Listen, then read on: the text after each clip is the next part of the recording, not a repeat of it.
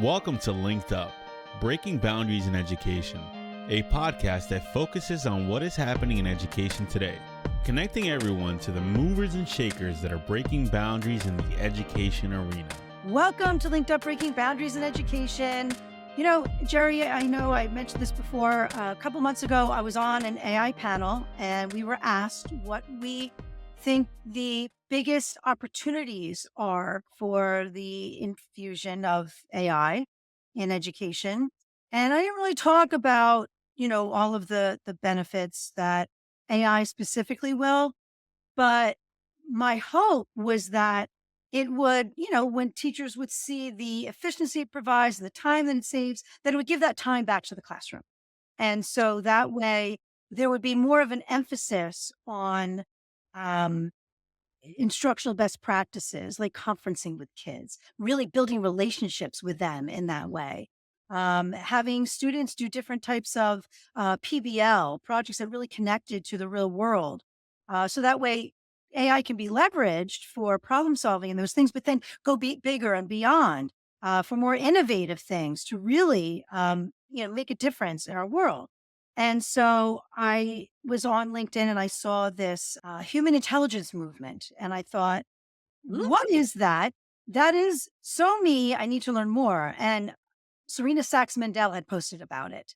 And she has been on our podcast before. Yes. She's a great advisor to us, actually, Jerri. And so I reached out to her and I asked her about it.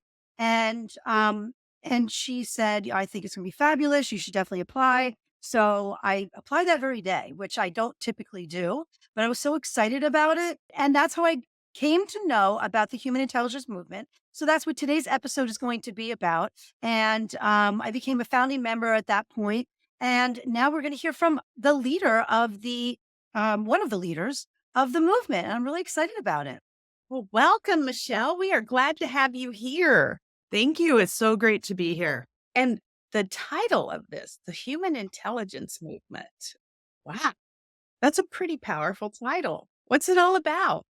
Well, before we dive into, what the human intelligence movement is all about, can I ask you both a question to get us started? Yeah. Sure. Okay. So Jamie and Jerri, tell me what makes you uniquely human. Yeah. What is it? What makes you uniquely human? I'm curious. I'm very curious about things. I go down rabbit holes sometimes, but I think my curiosity really makes me human in that way. That's one thing I can think of right now off the top of my head. Jerri has a lot though. Mhm. Well, two come to the top of my head. One is creativity. Yeah. I love to be creative. And the second is connector. I Mhm. love taking new ideas and connecting concepts and creating something new with them. And also, I love connecting people. People. Mhm. I think that's something that we both do, obviously with the podcast and with Yes. some of the events that we do together. It's so important to us. I think we always kind of see that in different realms, seeing people and how they connect from different places. Yeah. Right. Thank you for that. For me, what makes me uniquely human is just this deep sense of empathy for other people and really seeking to Yeah. understand who they are and what their perspective is and having that empathy as part of my day-to-day interactions with people. And Sure. I start with that question because this idea of what makes each of us uniquely human, that really is the foundation of the human intelligence movement. And so, what the movement is all about is really elevating those uniquely human skills and mindsets as we think about how do we move into a world full of AI. So, artificial intelligence is here today. And if we look ahead to the future, we can see how rapidly the progress has been in the Right. last year. And you Yeah. can only imagine what it's going to be like a year from now, 5 years from now. And so Travis Allen and I are the co-presidents of the Human Intelligence Movement. And really what we set out to do is really make sure that everyone has the skills that they need to thrive and succeed in our AI world. And what's most important to us is that students have those skills that they need and really believe that our traditional education system is stuck. And I have some great concerns about students today graduating and moving into an AI workforce where they're not prepared with those uniquely human skills, those human intelligences that we are going to need now, today, and especially in our AI world. So, the mission really of the movement is to ensure that we create awareness, we solve problems of practice, and we begin to shift policy around human intelligence for an artificial intelligence world. When Yeah. you say education is stuck, Michelle, how what are you thinking?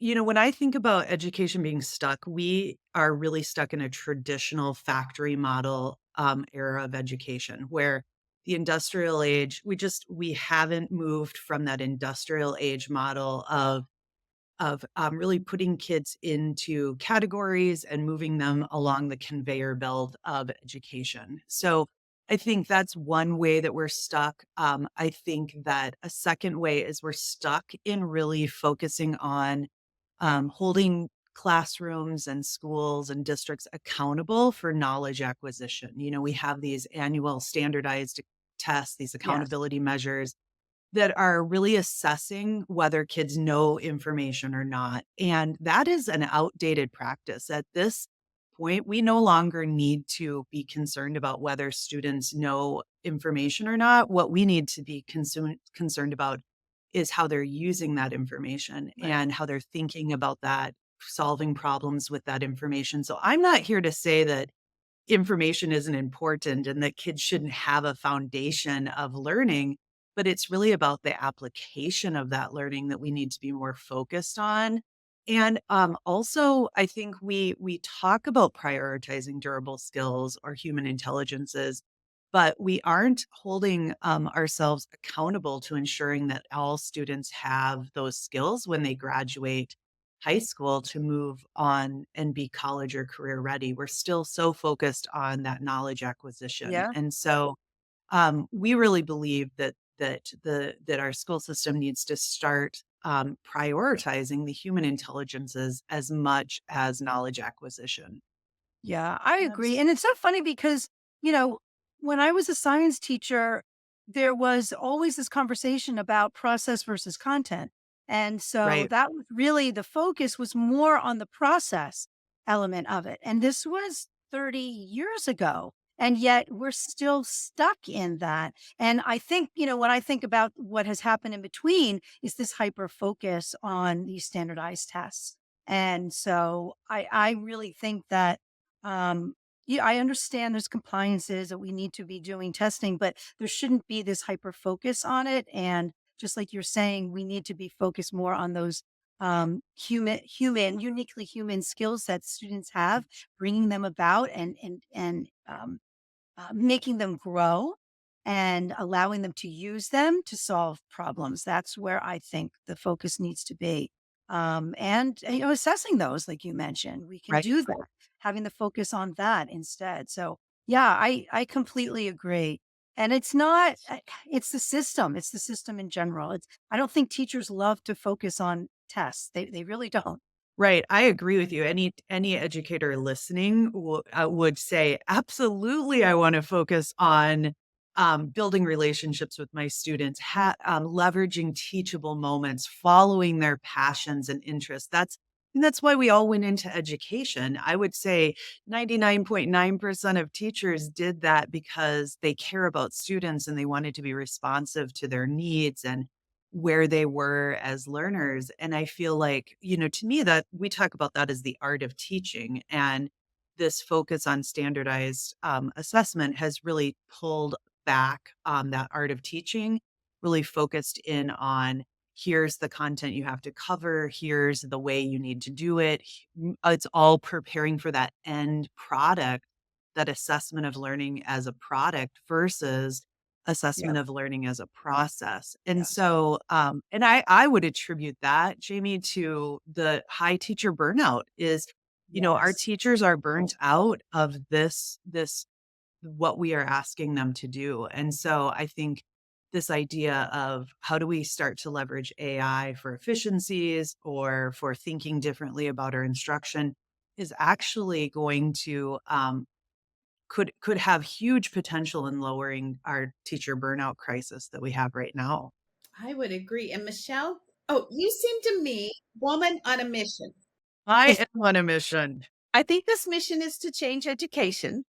It is. How are you doing it? What are you doing? Yeah, well, I say the human intelligence mission is it has nothing to do with AI, but yet it has everything to do with AI. It is not about learning the newest tool.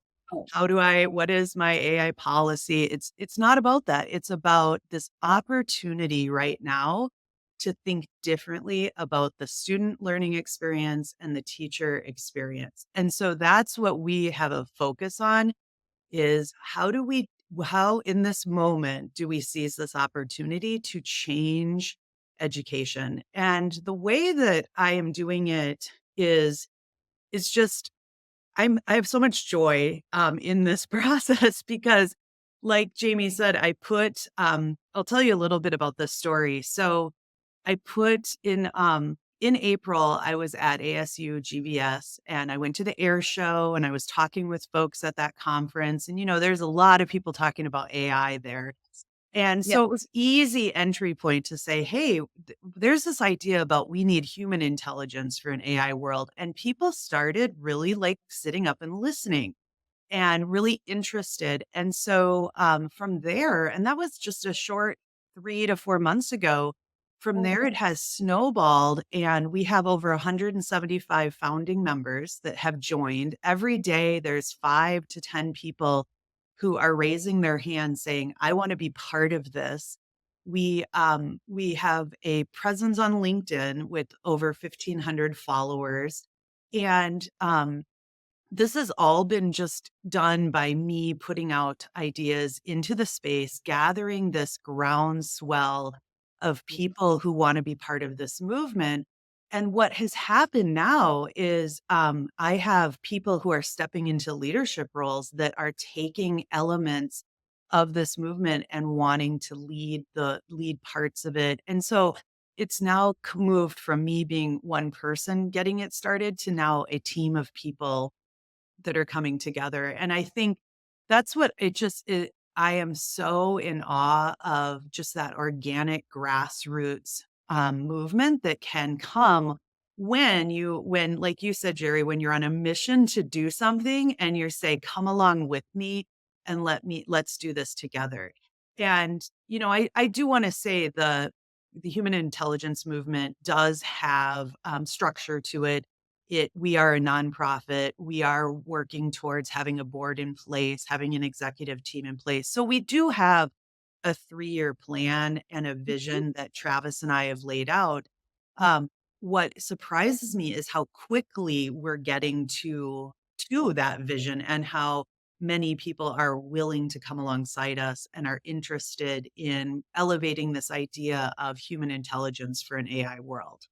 Well, I think educators are realizing that there are no real experts in this AI field and that we are learning together. And I think they're wanting to get on board with other educators and saying, let's just lock arms and do this together and know that we're going to make some mistakes, but also that we can support and help each other to move forward.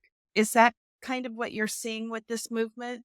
Absolutely. I think you're right. Nobody has it figured out. It is moving Right. so rapidly that once we think we know what we're doing, something's changing. Yeah. And Yes. I think there's also this sense of how can we learn from the past? Like when I think about when I was a director of technology rolling out a one-to-one iPad program in my district. And it was all about this is going to change education Yes. and we were going to do something different. And you know what? It became the top 10 apps. And how do I put kids on to different programs in order to use this iPad, which was not at all what I had envisioned, but it was what happened in that district. And so I think that happened across many, many districts. And so I think also, at least Travis and I talk a lot about not repeating that past with this and not having the rise of artificial intelligence be all about what tools should I use now? Right. What's the greatest new way to use AI? And so I think there are also other educators that are saying, how do we seize this moment differently? And so wanting to that human aspect, putting human centered learning at the forefront and then the tool following is what I think people are looking to really be centered in that approach and make sure that we're focused on that opportunity of human centered learning first and foremost. That is so important. I think that's always what we've done. It's been a best practice to focus on what our needs are, and then the tools should play the supporting role. That's actually a quote I use: the curriculum instruction, social emotional learning play the lead, while the technology should always be the supporting role. It's always been a best practice. But I think with AI, it's just been coming so fast and furious. And there are so many tools that I think people are just trying to learn them and learn about them and learn what they can do. And so I think the technology has played a lead. And I think the human intelligence movement is trying to balance that a little bit and bring it back to, all right, well, yes, they're here. And yes, you need to know how you can leverage it and how it's going to make things better for you, but then really bring back up to the forefront why. Why are you actually going to be using it? And how is this going to make a difference for students and problem solving and critical thinking and creating, new things that didn't exist and solutions for things that we have. So I think I'm hoping that what you're seeing, I'm hoping that there's going to be this flip, and the human intelligence movement is going to help with that shift immensely, I think. The movement really has three goals, and I think you're spot on with how the movement can help. The first goal really is about creating awareness. So we're really spreading this message around human intelligence, the importance of prioritizing these uniquely human skills and mindsets. And that awareness comes through social media, it comes through speaking engagements like this, it comes through keynoting. It just really making sure that people have at the forefront what is most important for students today and in the future. So that awareness is really important to us. The second is creating this community of like-minded people coming together to solve problems. It similar to a PLC that we see in our schools, but it's how do we come together and solve wicked problems? I am a firm believer that the answer is in the room. It's with a group of people who are willing to share ideas and learn from one another and push each other's thinking. And so, that's another goal of the movement and trying to really develop a space for people to be in community with one another. And then the last goal is around policy making. How do we influence the local policy at a school board level, the state policy, or the federal policy to say, prioritize human intelligence, ensure that it is taught in classrooms, it is measured, that we're holding people accountable, that as kids move through their day to day school lives, that those human intelligences are being taught, are being prioritized.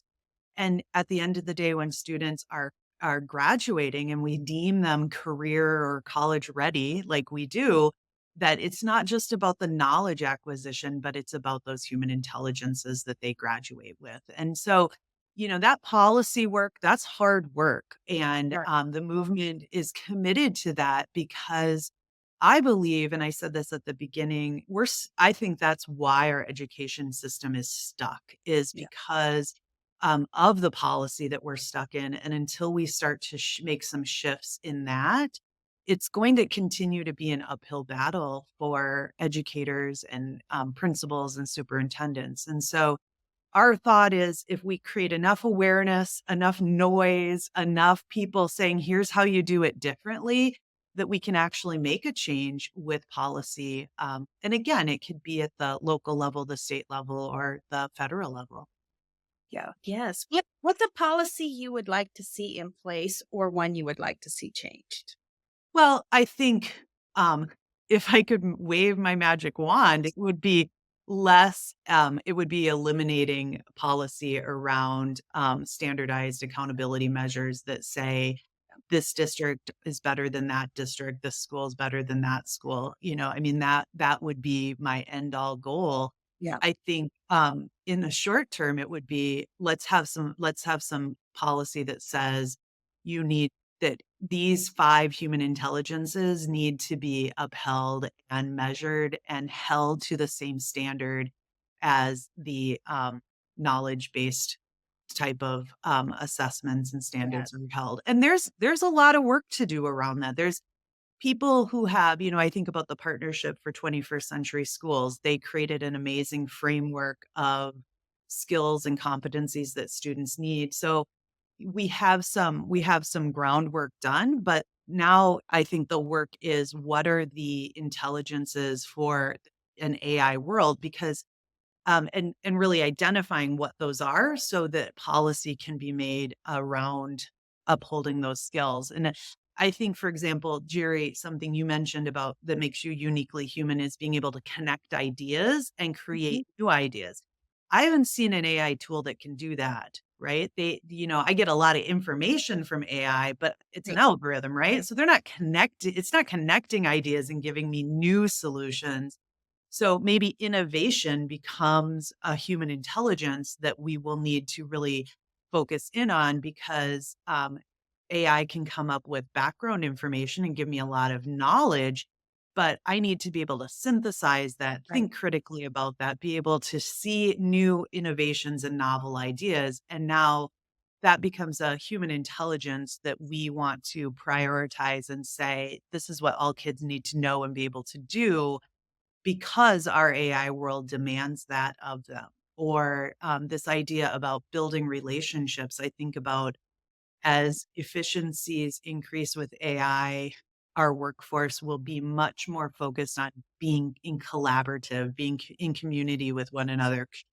And so, have we really, do our kids really, I know the answer to this, but do Right. they really know how to build these relationships and be collaborative? And I would say they don't. And so prioritizing that human intelligence, and then having a policy that says, kids need to demonstrate that, as a competency before they graduate. Yes. So are you in the process of identifying these intelligences? We are. Or That is one it's of down? Mhm.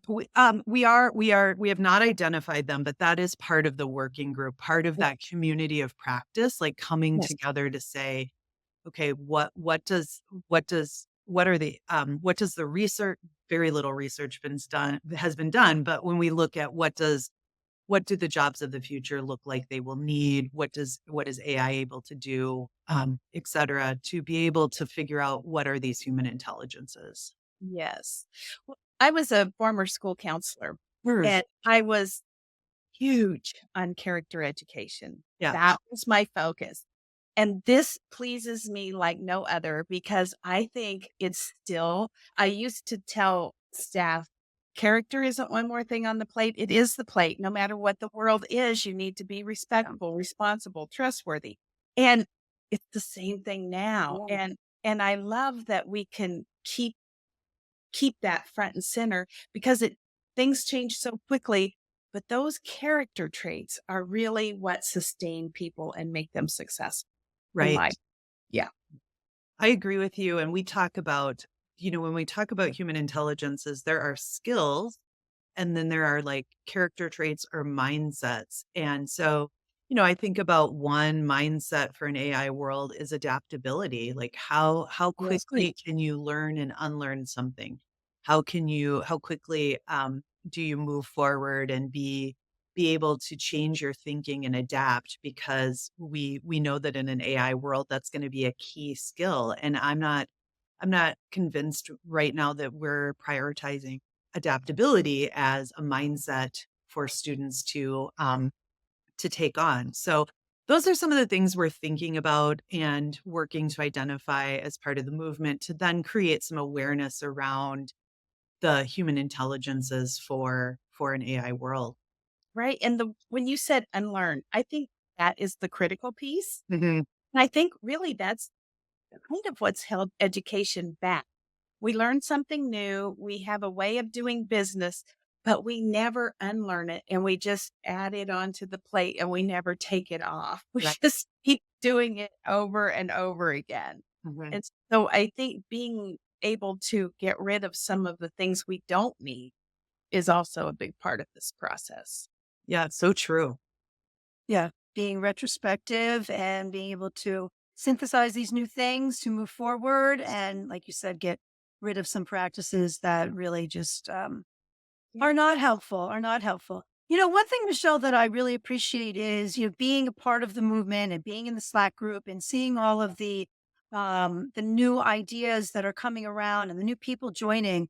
I do appreciate your leadership in that when someone, strikes interest in something, you open it up for them to take lead on it. And I think that is so important. You talked about that earlier a little bit, but I think it's also so important as a way to make this grow and be able to really stick with the goals that you have. Because you mentioned those goals as three goals, but they're also sort of chronological, right? Because we need Mhm. that awareness is really that first step. So they're goals, but they're also steps. I feel like the policy is going to be the biggest one to tackle, but there needs to be a lot of work done ahead of time. And so, although this is sort of grassroots and this is organic, you have a really strong structure and great leadership. So I appreciate that.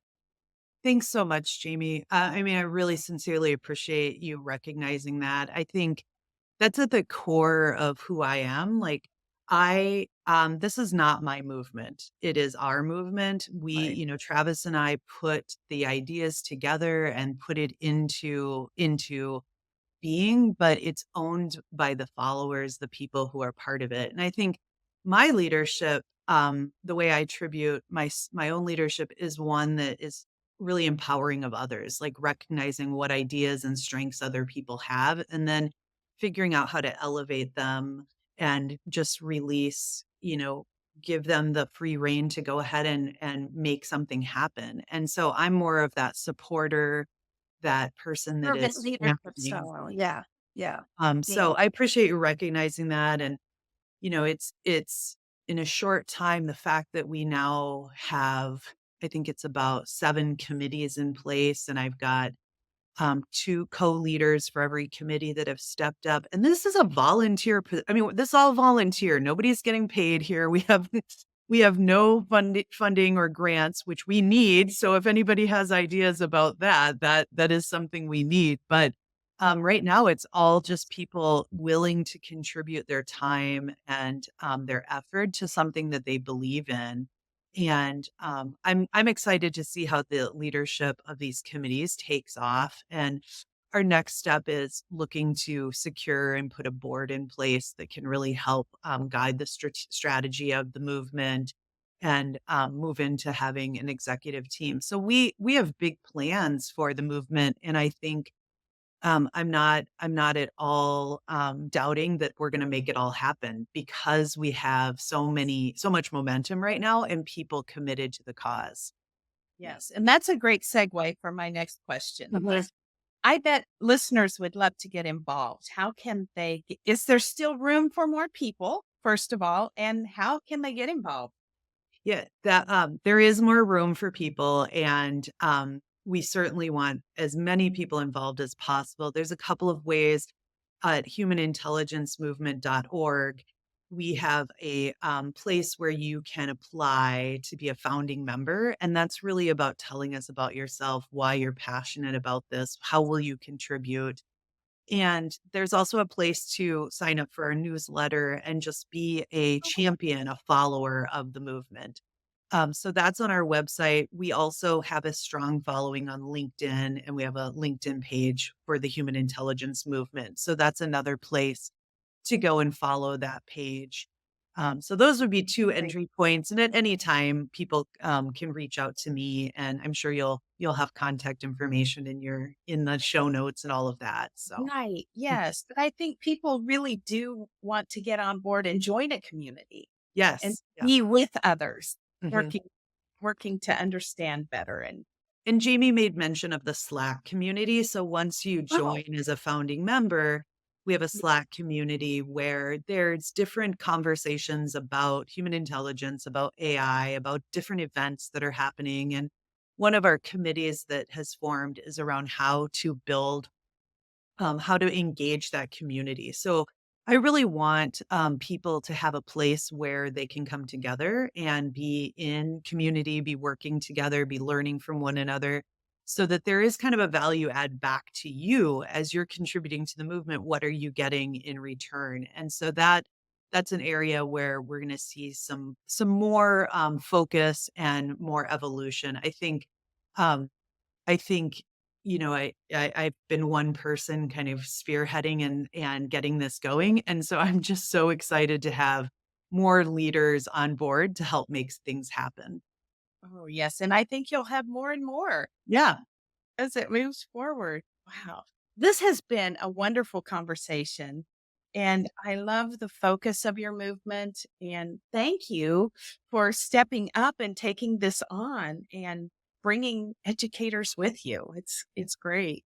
Yeah, absolutely. It's something like that I am passionate about, and I love, We can tell. yeah, I love connecting people and bringing Yeah. people together in community. So it's been a pleasure for me, and I have a strong belief that we are going to make a difference in shaping education, and that's what I live for.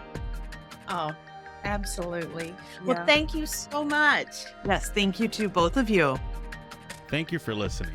And if you would like to stay linked up, be sure to follow us on Apple and Spotify and subscribe to us on YouTube.